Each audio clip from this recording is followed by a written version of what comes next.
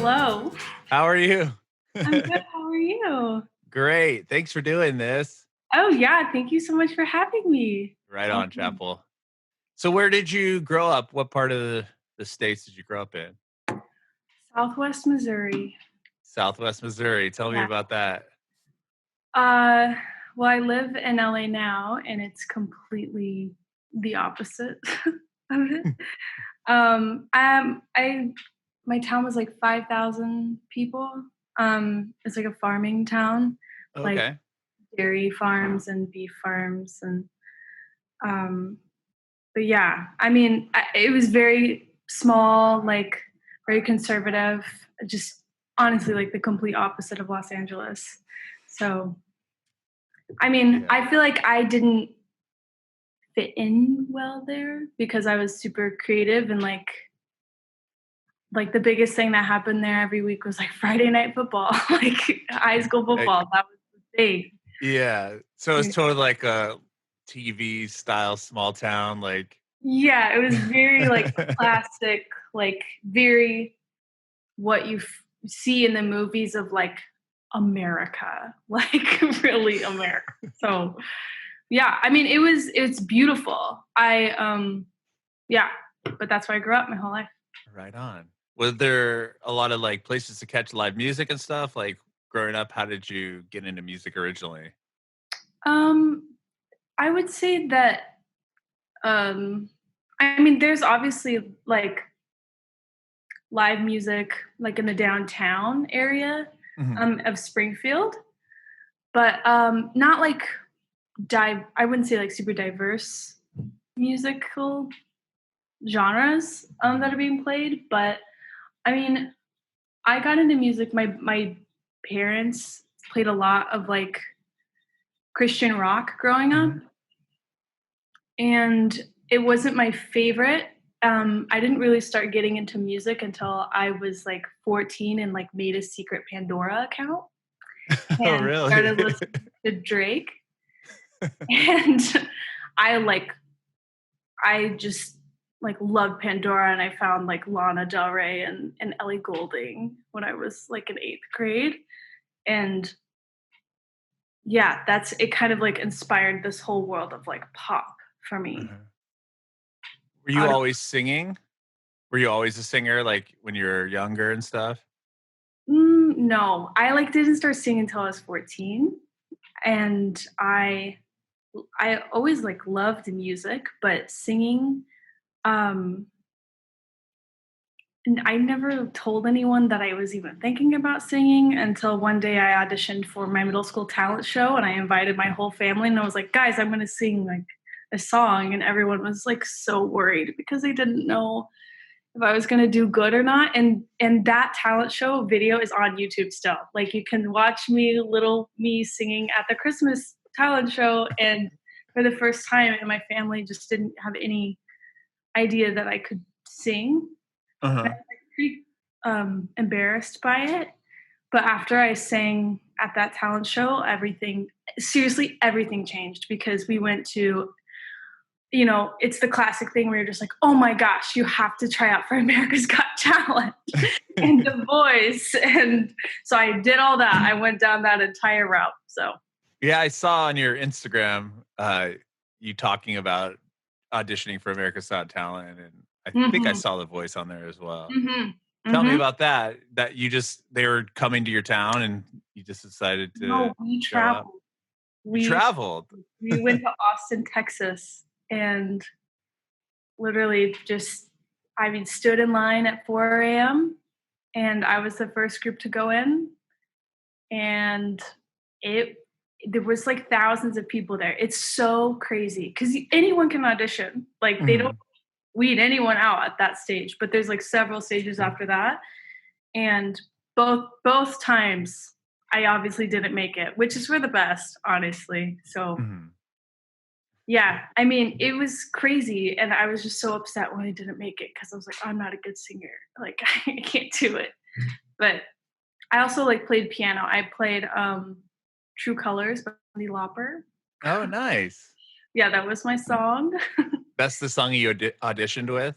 Yeah, and they were like, they have you choose 3 songs, so it was like True Colors, Stand By Me, or I'm sorry, yeah, Stand By Me. Yes, that one. And then Hallelujah, classic, very Oh, classic. Leonard Cohen. Yeah, very everyone auditioned with that and they were like, "Oh, yeah, okay, but can you sing Hallelujah?" And I was like, "Yes."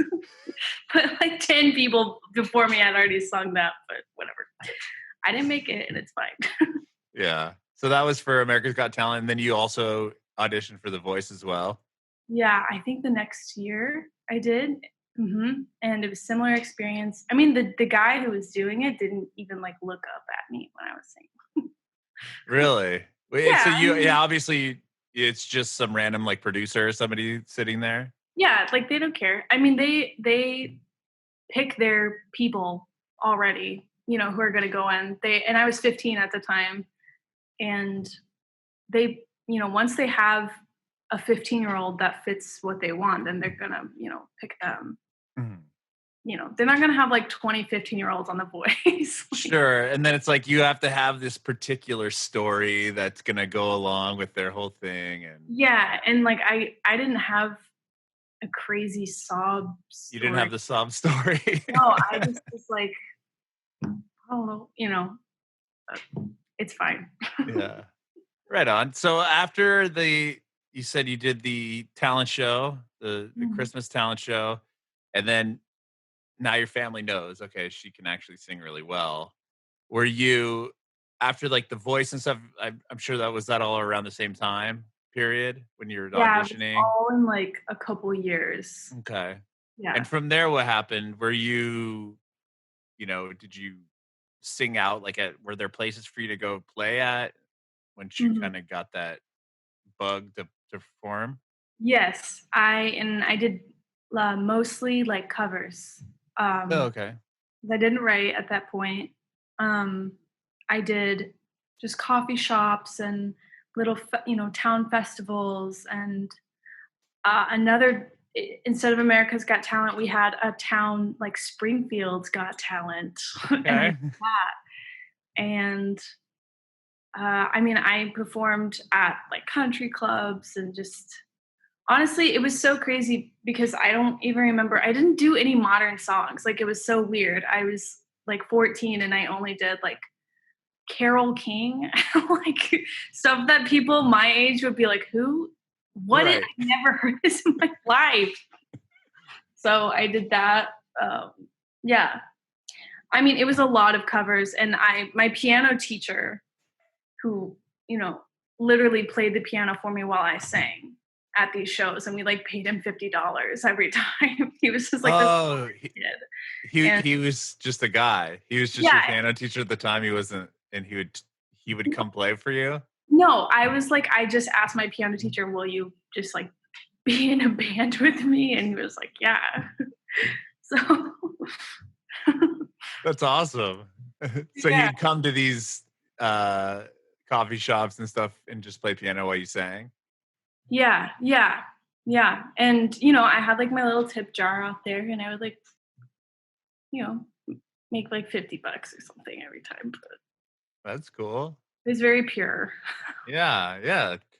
Well, tell me about how'd you get these gigs? Did you just go to the country club or whatever and say, "Hey, if you need somebody to sing, I can do that," or how did you get these different?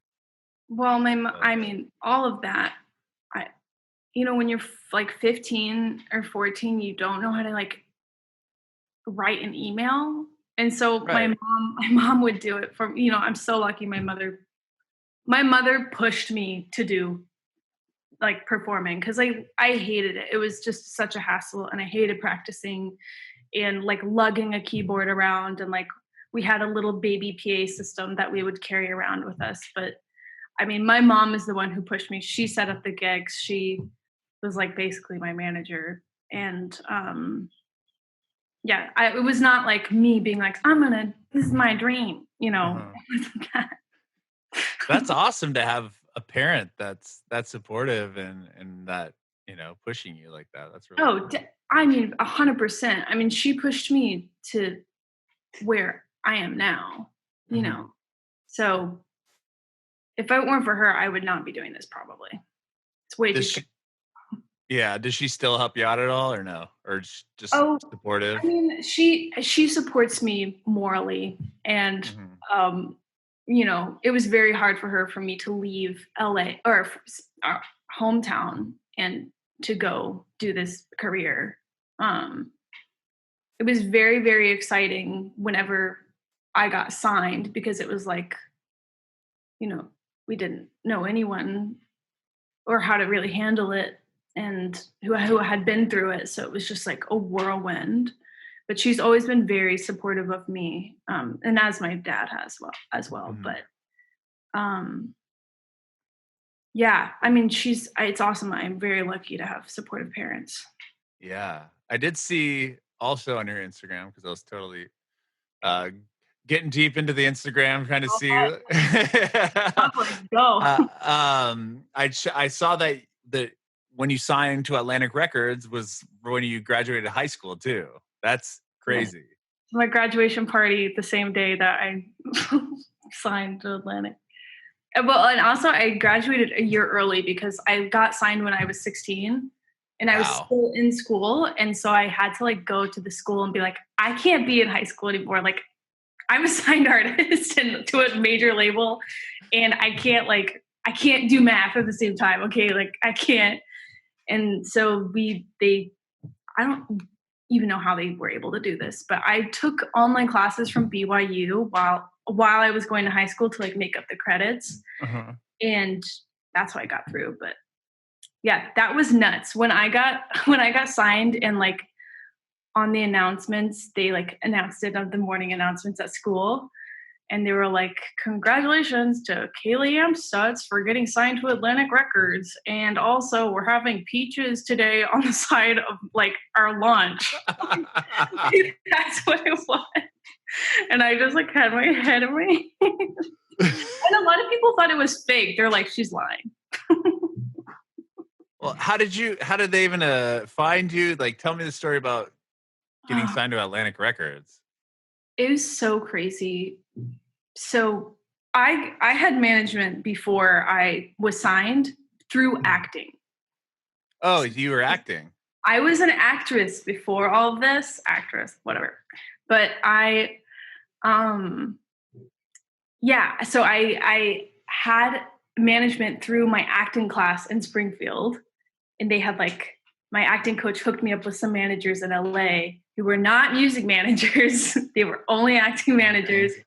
And through them, I couldn't move to LA because I was so young and I couldn't just uproot my entire family. And they were like, okay, well, until you can move to Los Angeles to pursue acting, why don't you work on music? And I Mhm. was like, okay. So I started writing. And, like once there's a song called Die Young that's on my first EP. And I wrote that when I was 16 and released it on YouTube. And they kind of like sent it out to people in the music industry. And eventually it just got picked up by a few labels. And I went and like, showcased for them or whatever. Oh, wow. So did Yeah. they fly you out to LA and stuff? Yeah. And New York. So when I got the call of like, we have some labels interested, like Republic Records, Atlantic Records, Capitol, and Columbia. Whoa. They all wanted to showcase for me to showcase to them. So I went to Republic first. And I mean, at that point, I was missing so much school and it was getting so stressful. And like, I had no idea. I had no idea what was going on. I like walked into the label and had no idea what a label was at all. Mhm. It was just very surreal, even thinking back. Cause like I didn't have music managers, so it's not like they could explain to me what was going on, you know. Mhm. So it was very wild. So tell me about writing. So you said "Die Young" was the song that grabbed people's attention. Yes. I wrote that at summer camp. Like I knew what I was talking about, and it's all about like it's like emo and being like, I don't want to die because I don't even know what I was talking about. But I mean, it obviously, Brett, made people feel something. And at the time, I was like super dark, and I just wanted to write a song about my friends who smoked cigarettes and how it was killing them and how they're going to die young. And but like looking back on it now and listening to it, I was like, this is so dark. How did I even know what I was talking about? But that like hooked people because my voice is at the time was very strange to come out of my body because I was like very small, very young, and it's quite deep Mhm. and very different from my talking voice. And so people were just kind of like, whoa. And I don't know, I guess it captured some attention, and that kind of set the tone for my style of music was this like weird, dark storytelling Mhm. vibe. Mhm. Was that the first song you had ever written, or no? All of my songs prior to that were about my high school crushes on people that was like they were like 5-minute ballads.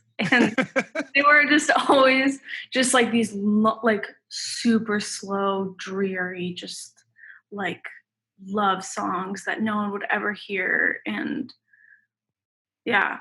But then I wrote Die Young, and it was the first one that was like not a sad love song. It was just like a sad song now. So those sad love songs, did you ever get out and perform those to people, or were they just Oh songs yeah. you played? I released like a tiny EP before I even was signed. It was called Kaylee Rose, I think, because my middle name is Rose, and Okay. it was just like me in a field, just like looking off very dramatically, and it had like these songs. Die Young was on it, the original version, and like I Don't Love You is a song. It was so dramatic. It was so dramatic. But yeah, and I performed that, and I sold my little EP CDs at my shows that I also did my covers. Okay. Um, you know, it's like that. Yeah, so you're playing both your own stuff and then mixing covers and stuff too. Yes. Very cool. All right, so you had this song "Die Young." It's attracting all this attention from all these labels and stuff. Like you said, the first record label you went to was Republic, Yes. Mhm. and then did you have to just go into like a conference room and play "Die Young" for people? Yes, and it's so crazy because I sang like 4 songs, like 3 or 4 songs, and if I were to go in there now, knowing those people who were in there, I like would be freaking out. And Mhm. because I know who those people are and like how powerful they are, and just like it was for the heads of the label and just like the heads of each department. Um, and I just didn't care. I was like, I don't know who you people are.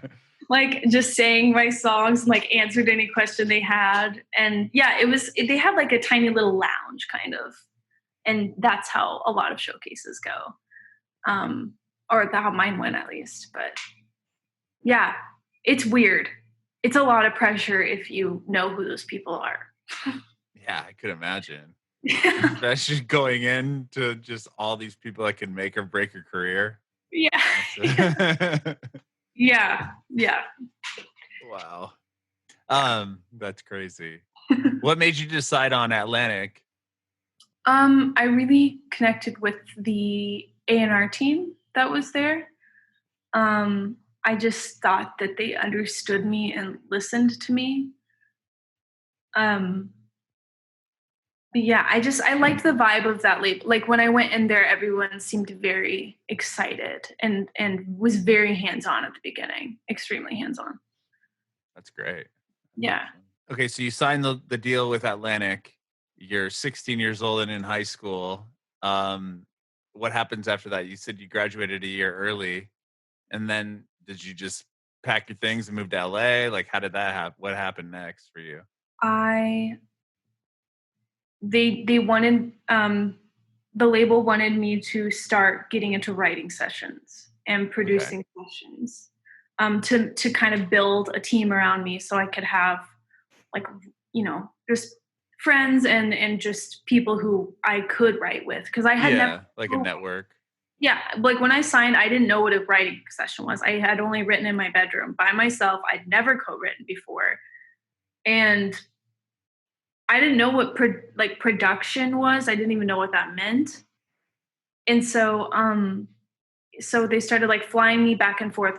I would say probably every 6 weeks I flew to LA or New York. And then Wow. when they sent me to London for a couple weeks. Just to write. And we honestly, like, it was horrendous because I was having such a hard time because I was so young in these sessions with pros. I mean, these Mhm. people had been in the industry for 20 years, and I didn't know the difference between a writing session and a production session. I didn't know structure of pop music or music. Writing a song, like I just didn't know how to say no to someone's idea who I didn't like, you know? Mhm. And I just felt like I was failing over and over and over again because we could never get a song or the song wasn't good or, you know, and it was very hard for me because I was mostly working with older men and I didn't know how to talk about like losing your virginity with these people. Like that's what I wanted to talk about. Like I wanted to Right. talk about like high school stuff and what I was going through now and like my parents. And they were like, we have kids. Like I don't know how to deal with this. But some of obviously most of them were very understanding, but it was hard to connect. Mhm. Mhm. And I'm sure you learned quite a bit from them as far as putting the songs together and stuff. Were they like, um, like patient and like, you know For the most part, yeah. I mean, everyone I think understood that, you like a teenager coming in from rural Missouri. And I mean, the first person I worked with ever was Joel Little, which is Lord's producer. Oh, wow. And I had never like I didn't even it was so wild to me because like at the time, Lord was my favorite. She was my favorite singer Wow. like ever. And that's why I told my A&R, I was like, I want Lord. And so like I went over there and he was so patient and so kind and we just like worked on a song and it was just so weird to me to like be little and seeing his Grammys and like the gold records of Lord and it just felt so surreal and but I mean most people yes were understanding but I mean some of them just it's like I understand it's very hard to not to want to continue a session when you off the bat are in with someone who doesn't know what they're doing. You know what I Mhm. mean? It's hard. I get Yeah. it. So some people just didn't wanna take the time and Yeah, kind of for show sure. you. Yeah. Yeah, I mean, it takes you have to be patient and you have to just it's more of a learning session than like don't expect to get a song out of it, Mhm. you know. And I also didn't really know what I wanted because I didn't know you were supposed to know what you wanted. Like when you went in there, I thought we were just like gonna talk and write a song. I didn't know how to get there though, Mhm. you know. Yeah, that's a lot to as a 16-year-old taking in, you're getting signed to a major label, they're flying you around, they're putting you in these writing sessions with guys that have Grammys and, that must have been Yeah. pretty overwhelming. Well, and it felt like I didn't have anyone to talk to about it. Like my friends were in high school and were like freaking out about an English project. And I was like, guys, I don't know how to talk to a vice president of a label. Like, I really don't know what to do. And they're like, we don't know. How to- Yeah. Were your friends pretty supportive of the fact that you got signed to a label? yeah, definitely. I mean, my closest friends are, always. It's actually really crazy because they. This is not anything on them at all but like it's like it doesn't exist like we don't really even talk about the fact that I'm an artist at all and because it's like it's very hard to explain to someone like what oh my song's in mastering well what does that mean like, oh, or I'm, the splits of the song. And it's like, I don't know how to, Right. it's like, Like, it doesn't matter. I don't yeah, know. they don't speak the language, so Yeah, I yeah. can't explain to them like, yeah, tour is exhausting and like this is why this is like my TM and blah blah blah blah. And it's like, yeah, I bet it is. So we don't really it doesn't matter to Yeah. they're very supportive, but it's like it doesn't exist and that's nice in a way. Yeah, totally. It's not like now you're signed to a label and they're trying to come at you for stuff like, "Oh, like, I wanna meet blah, blah, blah," or, "Can you Yeah. give me tickets to this?" Or yeah. No, but that was a great part of being signed because I did, you get tickets and I got to take all my friends like Taylor Swift and Ed Sheeran and it was really fun.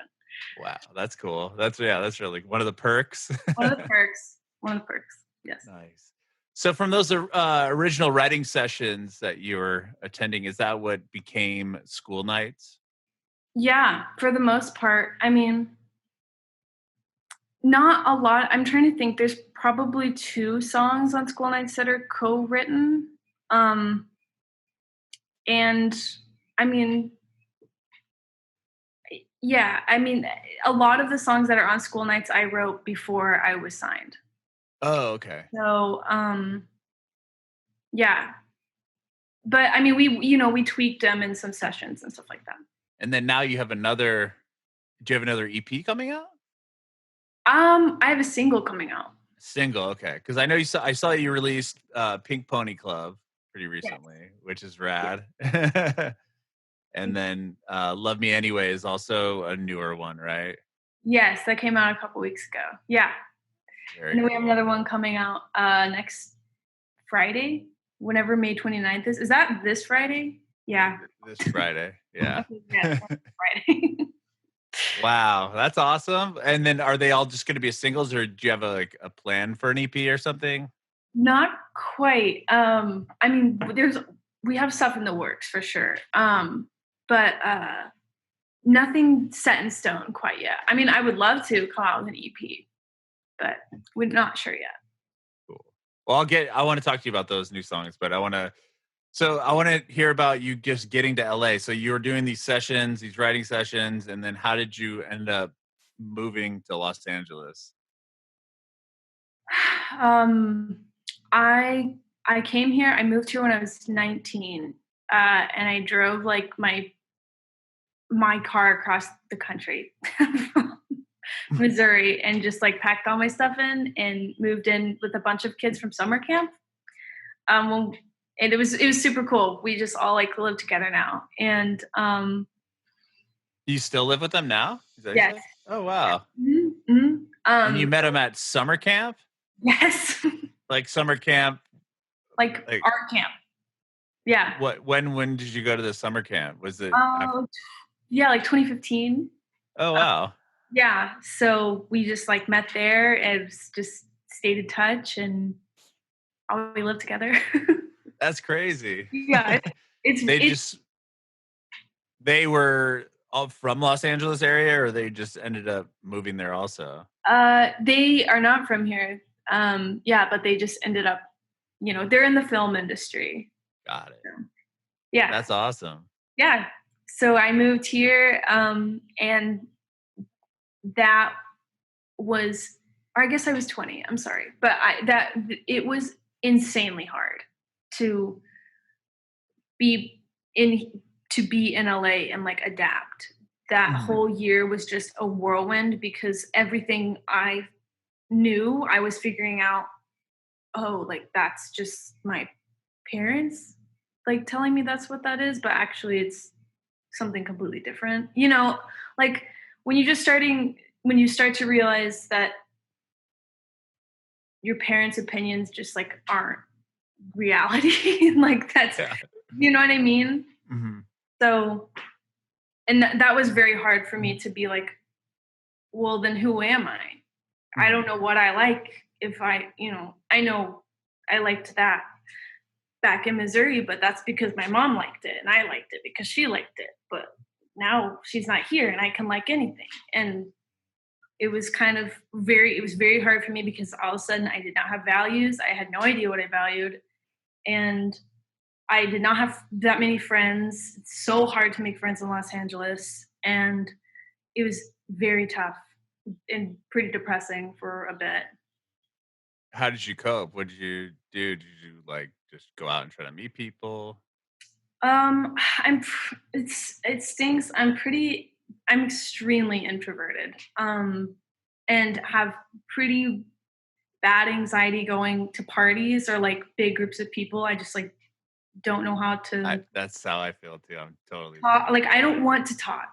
Like I don't like I would love to talk if you come up to me, but I don't want to go up to you and be like, "Hello, I'm Kaylee." You know what I mean? Sure, sure. Um, and I just was not like a part of really anything. Everyone else had gone to college, and that's when it hit me, and it was like was very regretful of not going to college because I realized everyone around me had a network automatically, Mm. and I had no one because I didn't, I just don't know anyone here. No one in my family is here. No one has really ever moved out of Missouri in my Mhm. family. And everyone thought I was nuts. And it is nuts. It's crazy here all the time. So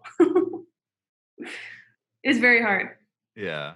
When did you start playing out in LA? Right when you moved there?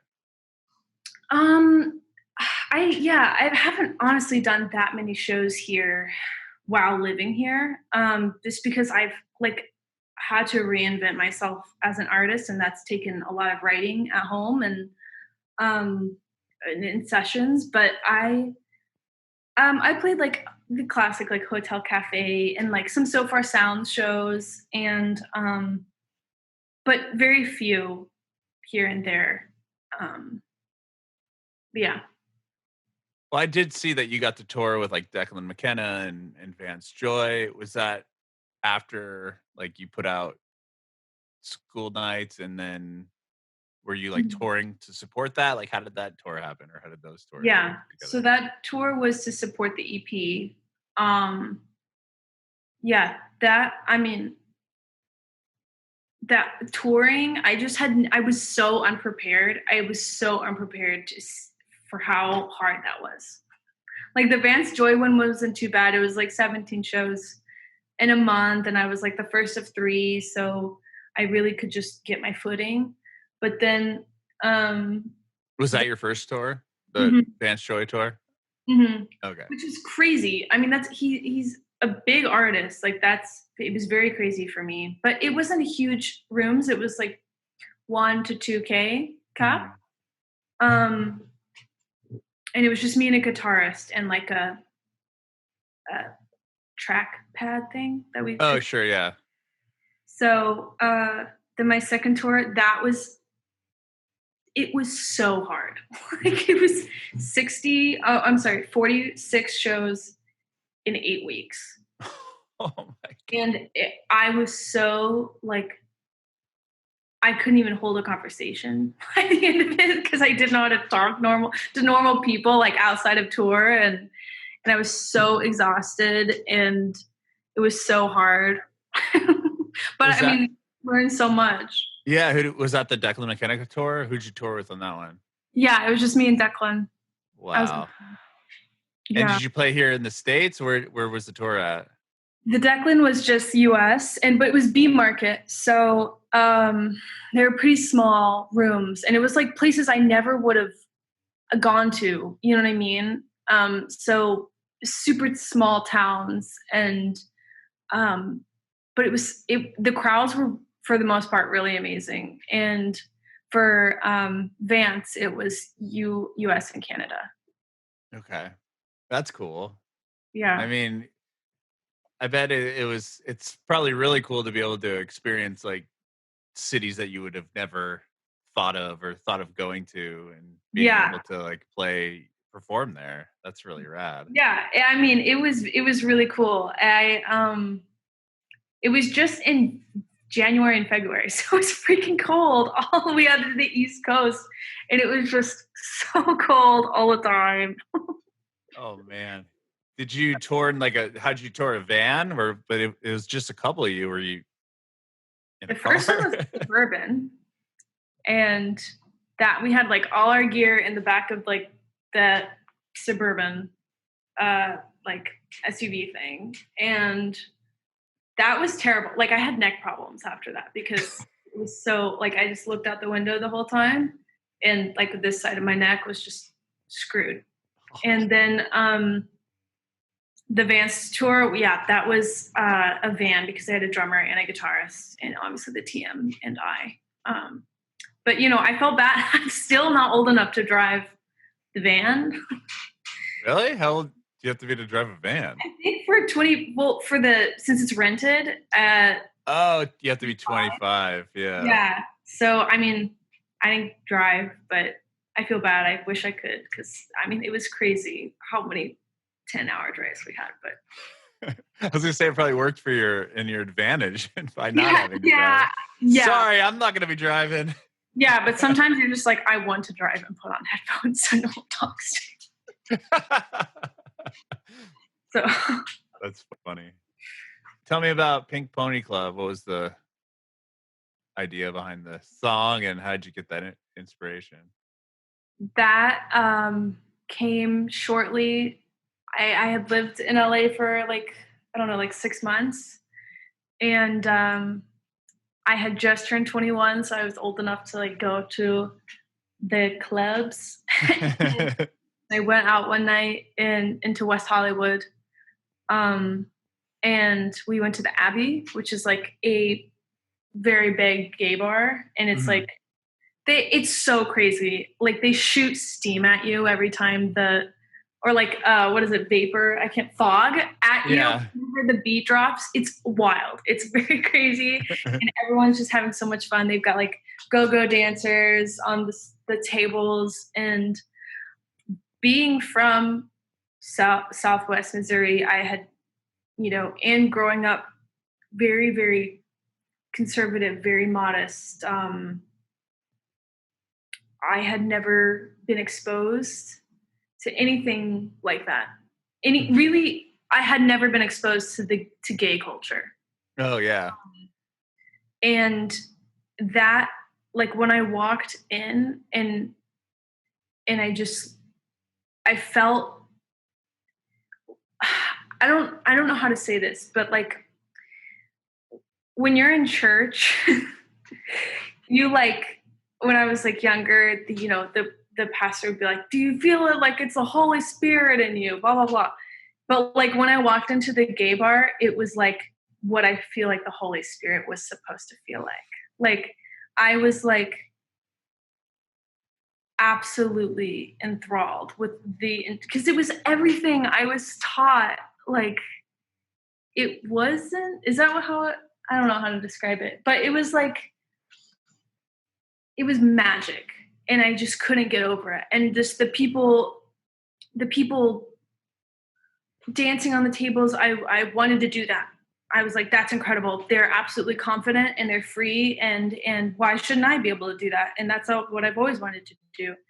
And so I wrote Pink Pony Club off of that experience.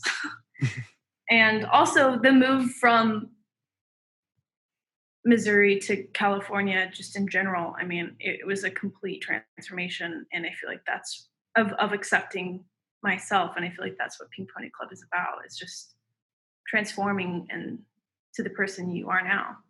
Mhm. I So, love that. That's great. And then the newest one, it's called Love Me Anyway. mhm. Tell me about that song. I I feel like sometimes I am hard to love, and it can be difficult at times.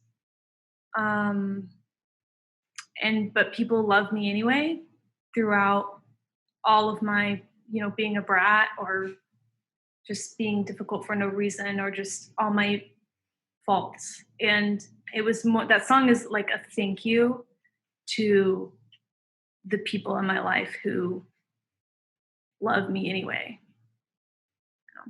Cool, very cool. I can't wait to hear the next single. Do you have another one coming out on Friday? Can you tell us anything about that? Yeah, I mean, I'm going to. I don't know if I can, but I'm just going to. I mean, it's coming Thank out you. Friday.